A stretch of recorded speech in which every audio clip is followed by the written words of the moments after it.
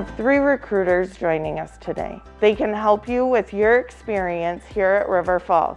So let's get started.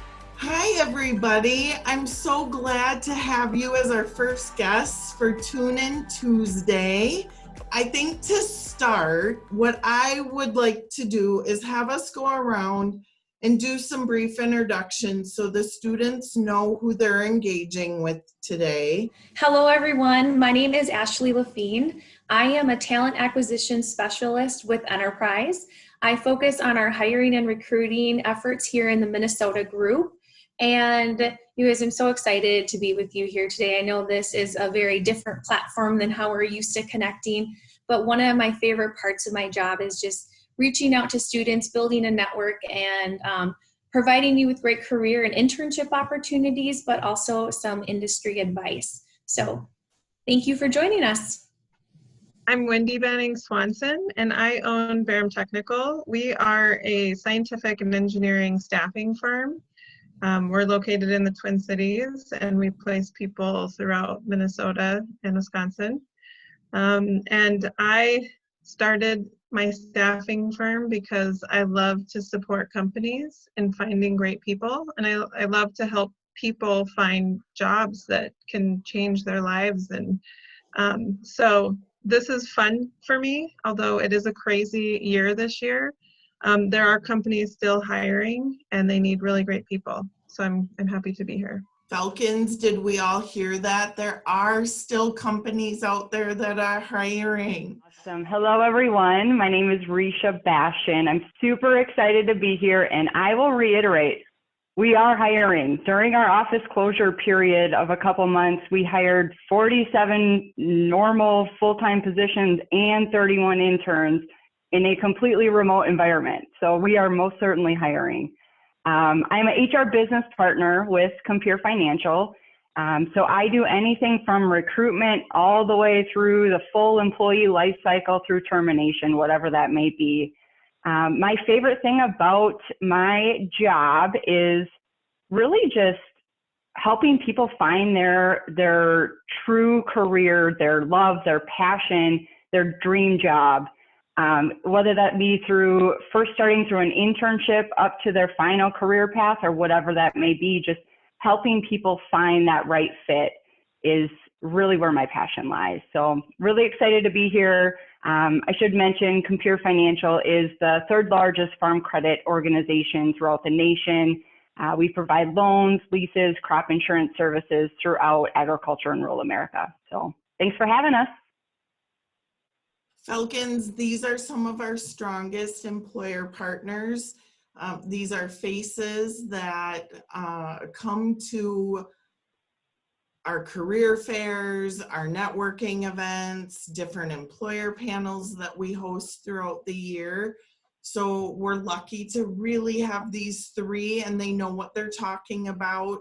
And as you can tell, they just have this genuine interest in helping. So let's dig into our topic today, which is preparing for the virtual career fair. So all of us have been required to pivot in a number of ways in the last 5 months. And one of the pivots Career Services is making this year is pivoting our career fair to a virtual setting. And so we'll be using Handshake. All 3 of these employers are registered, and so you will have an opportunity to engage with them on October 7th. But let's dig in, if we can, and start talking about what this might look like, how students will have an opportunity to engage, and how they should come prepared for the event. So Raisha, I want to throw the first question your direction. From an employer perspective, what are your expectations of a virtual career fair? Sure, McKenna. I will just start by saying that UWRF is not alone. All of the career fairs that we're attending this year are 100% virtual. It's not just you. The other thing I will say is that you're not alone in this new experience. So I personally haven't attended a virtual career fair myself. This will be my first experience and my first go at this too. So just know this is new for you. This is new for a lot of employers, and we're going to be learning together, and that's okay. So things might be a little bumpy here and there. You might have to kind of pivot again and change direction. It's okay. We'll get through this and it will be great. It really will be a good outcome. So just know you're not alone. I would really just recommend, as you think about virtual career fairs, prepare as if it really is a normal in-person career fair, because there are a lot of overlaps. So make sure that you are still doing the appropriate preparation, do your homework, know the employers, understand the companies, understand the open positions and where your interests lie. And doing all that prep work will help you be successful even in a virtual environment. So my greatest advice is, even though it's different and it's virtual, really shift that mindset and prepare just the same as you would as if it were in person. One of the things I'm most excited about is that the students won't have lines. So now they're going to have a full event where they can be engaging with people, and we can eliminate the line timeline. So that's kind of fun. That is a great point. I actually think it's, in some ways, it's better for the students because there's no distractions, right? They're going to get that one-on-one time. They have the possibility of getting one-on-one time with a potential person that could help them get hired in that company. And, you know, so in some ways, I think it's better because they'll have that scheduled time that they, you know, have with that hiring manager or HR person. And they don't have somebody from the aisle behind them bumping into them or on their sides. It's just focused attention. Well, and honestly, it really is a nice picture of what the real world is like too. I think of my job. We're in Minnesota, Wisconsin, and Illinois, and I am on video and phone all day long supporting leaders and team members across 3 states.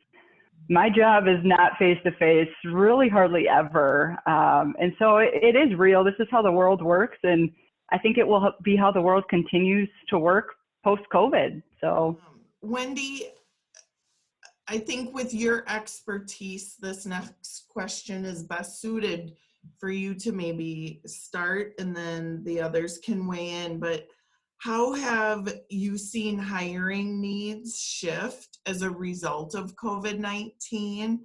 And would you expect students to see more remote or in-person interview opportunities as well as job postings? Yeah, so obviously, all companies have had to shift. And, you know, for a time, everything was remote. But in my world, a lot of our positions are actually, they were considered essential. So people were actually going into their companies and they were actually in person. So, you know, I think the rule of thumb was if you can do it remote, you can take a computer home and do the work, most of those, and they are continuing to still stay that way. Some companies are starting to go back, but in general, a lot are still remote. But if you need to be in a laboratory and you need to use equipment or you need to be on a manufacturing line, those people are still, they're going in. But the companies don't want you to get sick. They have a responsibility to make sure that you're safe. So they have come up with protocols. If you do have to go in, they have all come up with protocols to keep you safe. And of course, you know, wearing the masks is required for most of them. So when it comes to interviews, I would say a majority of our interviews are online right now. Some of them, if it's a big role, if it's a really important role, they might ask the person to come in person. We're starting to see that a little bit more and more. They're more comfortable with that. But in general, this format might be how you actually do a full interview for your position. And again, it's changing. It's changing constantly. You might watch this in 4 months and it might be totally different. but I think from now till the future that we know, it's going to be this way. So this is a good format to practice. Sure. Yeah, I'll piggyback off that because that's kind of what I was going to say. So typically, you guys, when we talk about like networking at career fairs or having those kinds of skills to go up to an employer and talk to them and everything, it doesn't come naturally. You have to practice. And this virtual career fair is honestly a great way to start practicing because our company is doing all of our interviews virtually. So if you got an interview with, it would be a 3-step virtual interview process. And like anything, you need to practice that skill and how to effectively interview virtually. And I think this career fair and attending a virtual career fair is a great way to start that practice. In addition to that, I think when it comes to like hiring needs, just remember to be patient with us employers because everything is so unpredictable right now, and everything, you know, like Wendy was saying, it changes so quickly. So something we say right now, it could be different in a week, but just remember that we're trying to adapt and we're being very flexible as everything changes on our end as well. And a lot of this is new for you, and it's a lot new for us as well. In a couple of weeks, Falcons, another Tune In Tuesday episode is going to hone in on the virtual interview experience. And there'll be some additional employer partners that are keying in and offering some very specific tips and strategies for navigating that. So you'll want to tune in a couple weeks for that next episode. Okay, so Ashley, I want to move to you with a question. Should students expect to talk to employers in a one-on-one or in a group setting through this virtual format for the career fair? Yes, good question. Okay, so you guys, as employers, we have the option to make schedules with group sessions and individual one-on-one sessions. And I don't know about you guys, but honestly, from my perspective, I'd love to have you sign up for both. We're gonna have employees within our organization doing these group setting sessions, and they're gonna have different topics. So options could be was maybe we have an alum from UW River Falls in one session just talking about their experience, why they work here, giving you tips and anything that you want to know. Another session might just be focused on information on our full-time summer internship program. So we have some different options where you can get like a broad amount of information in the group sessions, but we'd also love the opportunity to answer specific questions that you have in that more one-on-one setting. We can talk to you specifically about our interview process, qualifications, and really hone in on seeing if this is something that you'd like to connect with us more about after the virtual career fair. So please sign up for as much stuff as you can. We'd love to have you join. And whether they're new to this event as a whole, having maybe never been to a career fair, some of those group sessions may be a nice kind of ease in and starting point, where then those one-on-one sessions provide that opportunity to engage in a real tailored conversation, which is something that I would say, I don't know, I'll ask the three of you, when it's an in-person event, are you finding yourself spending 10 minutes with somebody that's approaching your booth when it's an in-person event? I would say no. Well, It would be great. It would be ideal.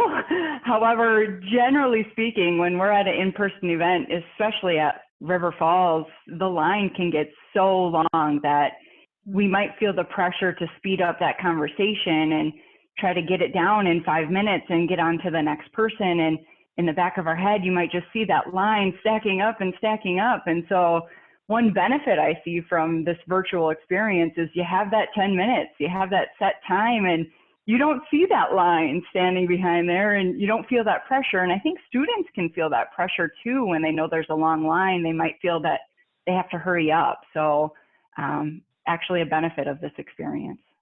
Yeah, it's kind of exciting. Mm-hmm.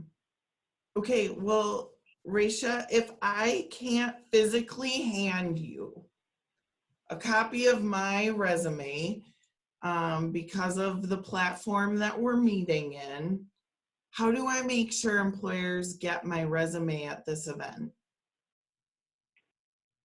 Well, I'll just start by saying over the last year or two, Compare Financial has actually not accepted physical resumes. We felt like if we were taking that physical resume and putting it in a stack, students felt like that was their way to apply. We'll certainly review it while we're talking, but we wanted to make sure that students were going out to Handshake, getting their information out on Handshake and keeping that updated, and applying on our website, because that's how we manage our candidates. So this actually isn't new to our organization specifically, because we felt like it was more successful doing it that way even before this situation. So a couple of things you want to make sure you're doing. I already said it once, but definitely keep your resume updated in Handshake. Employers will have access to your resume from there. And so it is key to have that updated out there. And I would really treat Handshake much like your LinkedIn profile.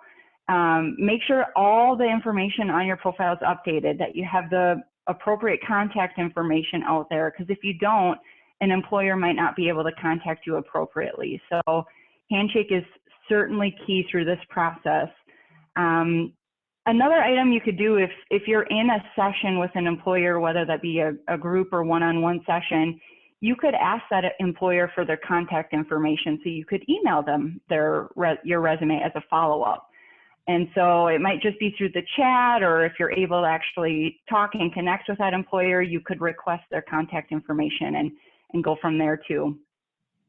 In addition, I would just say, I already mentioned this, but as an employer, we do also ask that students apply on our website. You might hear that from certain employers, so just make sure you're catching that, because if they do ask that you apply on your website, that might be one way to be considered too, getting your resume uploaded on the website. So that's all I have there.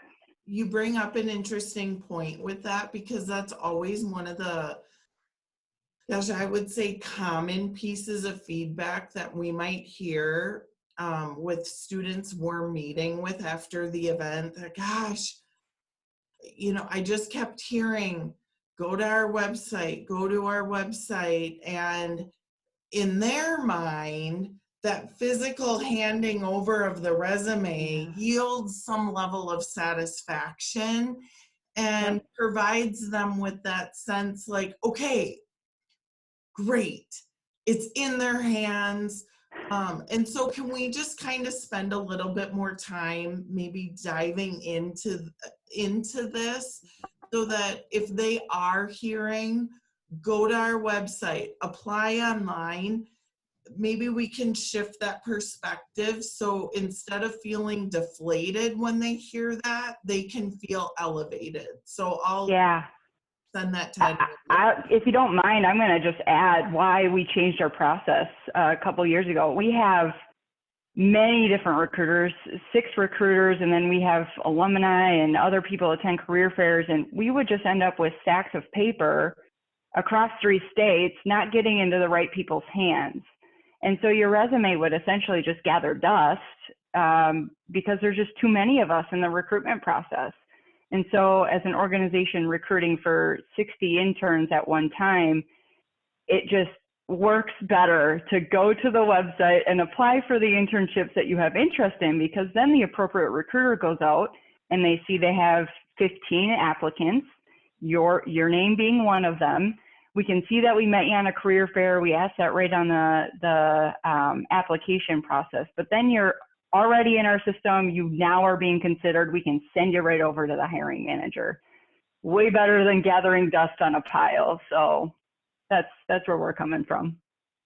And I'd like to just add to that, and because I don't think that students necessarily understand how it works. And like she said, first of all, you meet so many people, you don't remember every single person you meet, unfortunately.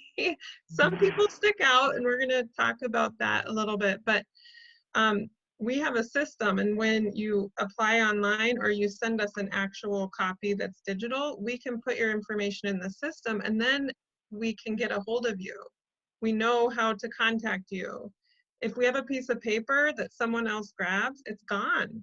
So we want to be able to capture that information. So for us, in the future, if a position comes up in a year or 2 years, we still have your contact information and all of your information that we need to get in touch with you. So that's why the digital way of doing it in this world that we're in now, especially, just works better. So. And you guys, you know what I'm thinking in all of this too is what a great follow-up for you. So you meet us at this virtual event and you then go apply online, which means you upload your resume. Now you're officially able to be considered for the position. And then you can shoot us an email and say, hey, it was great talking to you today. I already filled out the application and uploaded my resume. I'm going to say, whoa, that's awesome. What great follow-up. You're going to be the first I look for when I go to that pool of candidates. So now I have everything I need, and we can actually start the process instead of, again, losing your resume in a huge stack of papers. Okay, Falcons, you heard it here first. Let's execute this awesome advice. Okay, so now another common question, and I would like to say that River Falls has maybe been a little bit of a leader in this in the past. We were one of the first schools to adopt a dress code for our career fair. And so our students are just conditioned to know that our expectations are that they're coming in business casual, business professional. Now that we're in a virtual environment, is there any change from an employer's perspective around dress? I think when you're in college, you don't quite totally understand how important the first impression is. It's critical because, like she said, we're all meeting with many different people. And so if you come and you're not dressed in business professional, that will be noticeable, but probably not in a positive way. It's all about your first impression and how you show up. And so, you know, in this culture of Zoom right now, what I've seen, and I've talked to different professionals and colleagues, is that for some reason people think that if they're on video, you can only see, you know, a smaller section of who you are. You don't have to dress in anything other than a t-shirt or a hoodie. And the truth is that you're making an impression with somebody. And so you want to make the best impression that you can, because that person could truly be the person that helps you get in the door. They could take your resume and they could hand it to the hiring manager and said, I just interviewed this person. They were amazing. They came on time. They were dressed, you know, and so it's the person you're talking to, you're making an impression on them. And it's just really critical that you understand that that's why we recommend that you dress professionally, dress, you know, at least business professional, and not, I would say, not a t-shirt, not a hoodie, not, you know, a hat in your in your interview or in your conversation, because that will make probably not a great impression. So there's there's there's a reason. It's because when you dress well, you feel well and you come across with confidence, and you're making an impression on someone that could change the rest of your life by offering you a job. So just be mindful and make sure that you are careful about how you show up, how you want to show up, like looking and feeling your best in these either the one-on-one or the group meetings. Okay, Falcon, so dress code still intact. Let's pivot away from dress and let's talk about backgrounds too. I wouldn't do it in a coffee shop where there's a lot of background noise. I think that can be distracting and sometimes you can't hear. And you'd have to be in a mask. Right. Mm-hmm. Yep. So yes, be mindful. I'd say just having kind of a, like not a lot, I have a lot going on in the background, but they have the background option. I don't think that hurts.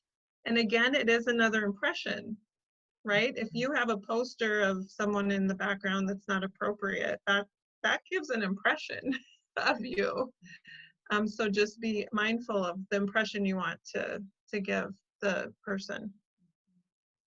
Yeah, and I think that I would say, I think that the virtual career fair is just a different kind of preparation this year, you guys. So instead of, walking or driving to this event, you're going to set aside the preparation time to, find that good space where it's quiet, where the background is professional and appropriate, actually setting up your device, whether you're using your laptop or your computer, your phone, whatever it might be, and putting the video on. What is in the background? What are people going to see? What are they going to be focused on during that conversation that they're having with you? And also, don't forget about the angles of everything. In this new virtual world, I've had people who have come on to, virtual conversations last minute, and the phone's moving all over the place because they didn't have time to prepare, and so they're holding it, and every time they shift, the screen shifts, or the person who's like down here and I'm looking up at their chin and their nose and stuff. So it's just being prepared, taking that extra 5 minutes to find the right space, the right environment to come prepared to just dominate it and not have to worry about what they're seeing in the background, but instead you can focus on your conversation. That was exactly what I was going to say. So you hit it. Practice. I mean, even for this discussion here, I turned on my camera, got it all set up. I practiced. I made sure there was nothing in the background. I took my dog out of the house to a neighbor so my dog wasn't barking in the background. So you just have to think through some of those things. How do you practice? How do you prepare? And test it out. How much research would you like students doing about employers beforehand? And can you also give some examples of the kind of information that students should be knowing or citing or incorporating into conversations with employers? Yes, absolutely. I mean, you guys, obviously we would love for you to have done research on our company. I think the key things that I want to look for is that at least you know who we are and what we do. I think the worst is when you're at a career fair and someone's like, well, who are you? What do you guys do? What company is this? I am perfectly fine telling you, a whole bunch of details and going more in depth, but just to kind of know the basics is a great first step. I think as employers in general, we realize there's a lot of companies here. You can't do a tremendous amount of research on every single company. But with that being said, we want you to at least know who we are. And I think the next thing I always usually recommend is that, if you're wanting to chat about a specific position or internship, look that up before. Does this company hire for interns? Or what types of full-time positions does this company hire for? So at least you have like a starting point. You know, a great example of that would be, hey, Ashley, I looked you guys up prior to attending the virtual career fair. And I saw that you guys are the largest rental car company and you're hiring for your full-time summer internship program. Can you tell me a little bit more about that management trainee internship or your full-time professional positions? It seemed really interesting to me. So at least you have like a starting point that I know you've done some research and that something about this is matching up for you. Raisha, how beneficial would you say the career fair is for a first or second year student? Very, very, very beneficial, even in a virtual environment. Should I say it again? Very, very, very, very beneficial. Most certainly, it is beneficial. I'll just say, from a compare perspective, we often hire many sophomores, and we have offered internships to several freshmen as well. And even if you don't find an internship during that experience, you're able to network and build connections and learn about companies and practice so that next year when you come back, you know what you're doing. So it is so extremely important, you guys.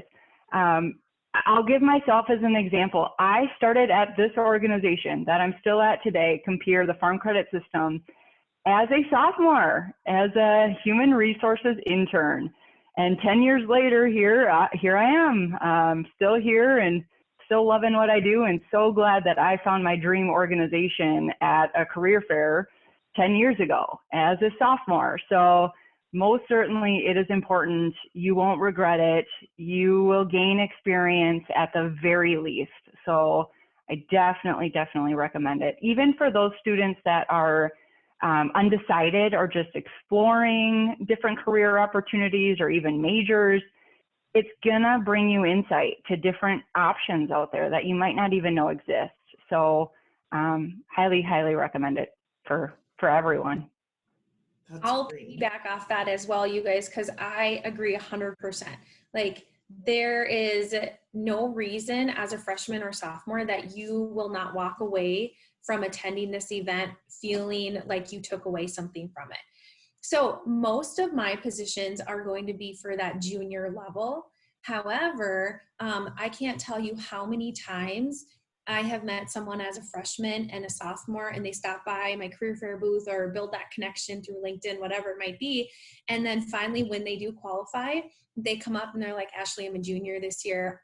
Where do I apply for that internship? We already have the connection. We already have the relationship. All of that's already built. And so you kind of can push that aside. You're almost one step ahead of the game. And in addition to that, you guys might be super surprised about part-time job opportunities that you come across while you're in school, even if it's not an official internship. Or for undecided majors, you can, if you find a position that you're interested in, ask that employer, what kind of majors do you hire? If I'm interested in this type of position, what kind of degree should I get? What should I study in school? And it'll help lead you down that path as well. So, like anything, you're going to get what you put into it. You can go to visit one virtual group thing and walk away and be like, well, that was a waste of time. Or you can participate, take those extra steps, visit as many employers as you possibly can, ask some of the questions. Honestly, we're just really excited to meet with you and network with you and tell you more about the companies that we work for. And we'd love to help you find out if this is a great opportunity for you, or to help guide you down whatever path it is that you're looking to end up at. I'm so excited. And Falcons, I did not pay them to say that. That is straight up genuine feedback from the two of them. And so first year, second year students, you're coming, there's value. And then it's like riding a bike. The more you do it, the better you get at it. And so to come in your first or second year is awesome, because then later on, you're even more confident. So I love the advice you two gave. Thank you. Wendy, this is super important. This is where it all begins. It's all about the conversation starters. And I think this would probably be, dress would be the number one question we get. Conversation starters, hands down, number 2.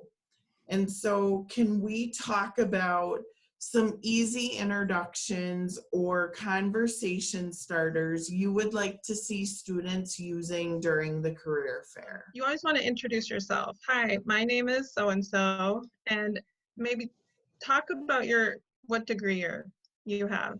I'm getting a degree in, or I don't know. And you could say something you learned about the company. Like for me, I hear, it sounds like you're a staffing firm. Can you tell me more about that? Right? There's always a tell me more about that is a way to get us talking. Well, what do you want to know? Well, how does it work? Or, you can ask, what kind of opportunities are there for someone as a junior or when I graduate?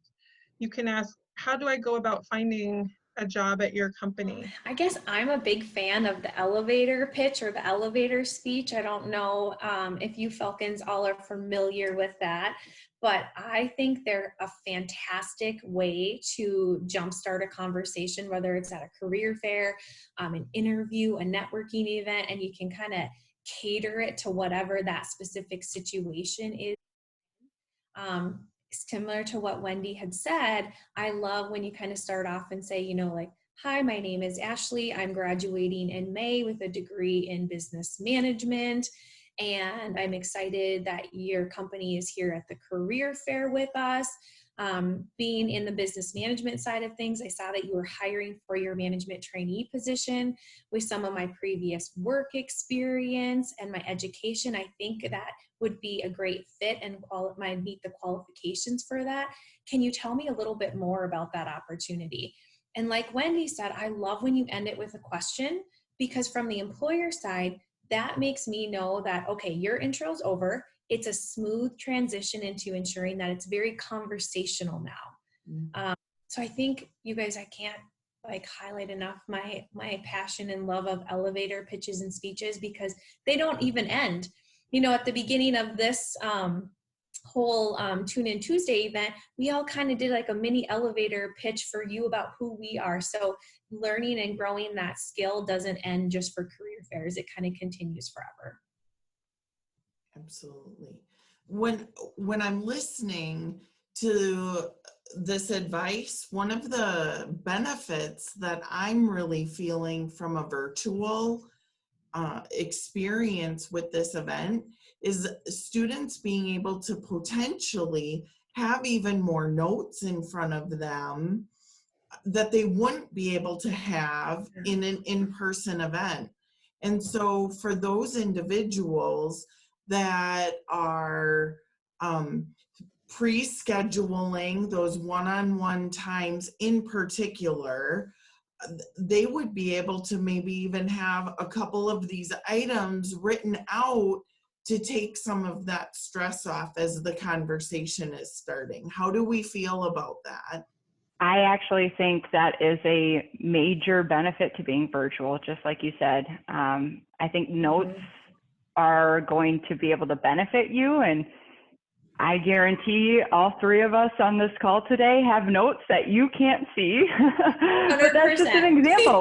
We are 4, sorry. All 4 of us today on this call have notes, and we are fully prepared, and we're using those notes, and it's a seamless experience for you. But yeah, we certainly prepared, and that really helps us bring forward our best pieces of advice to you. And same for a virtual career fair. That will help you bring your best foot forward to be able to have some of that notes written down in front of you on the screen or wherever it is. So certainly use that to your advantage, as you should. So Ashley, what makes somebody stand out at the career fair as a whole? Oh my goodness. I think it really is a recap of kind of all the things we've highlighted. It is doing your preparation, making sure you're in the right space. It is doing your research on the company. It's dressing right from here up. And it's practicing your intro or your elevator pitch or whatever that looks like for you. And you guys, I guess I just kind of am recapping some of the highlights that we've said here today, but it really is about that preparation and trying to be as well spoken as you can in this event. And also just remembering to kind of shake the nerves off, because we haven't done this. Remember, we're new as well. And we just want to be our real and authentic self to you and tell you about our organizations. And we hope to see that in return as well. One last question. What is a good way for students to keep track of the employers that they meet with if they are no longer able to physically collect those business cards? So a couple things here that I would point out. One being Handshake. So Handshake will allow you with the opportunity to build a schedule within the system. And even after the career fair, you can go back and see all of the employers that you visited with. So there is a system in Handshake where you can track that.